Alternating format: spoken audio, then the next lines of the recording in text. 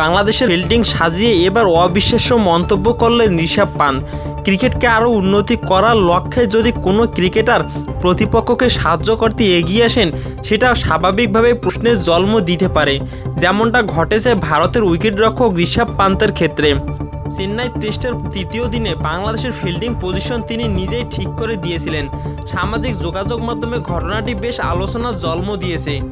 অনেকে মজা পেলেও ভারতের ক্রিকেট প্রেমীরা পান্তের প্রশংসা করেছেন। ঘটনাটি ঘটে ভারতের দ্বিতীয় ইনিংস চলাকালীন সময়ে, যখন ঋষভ পান্ত বাংলাদেশের ফিল্ডিং সাজানোর কাজে লেগে যান। তার নির্দেশনায় বাংলাদেশ অধিনায়ক নাজমুল হোসেন শান্ত ফিল্ডারদের নতুন পজিশনে দাঁড় করান। যখন পান্ত এই কাণ্ড ঘটাছিলেন, তখন বল করছিলেন তাসকিন আহমেদ। তিনি ফিল্ডিং পজিশনের দিকে খেয়াল রাখছিলেন। সেই সময় ঋষভ পান্ত অফ সাইডে দুই ফিল্ডারকে পাশাপাশি দেখে মিড উইকেটের দিকে ইশারা করে বলেন, ভাই এদিকে একজন আনো, ফিল্ডার কম আছে।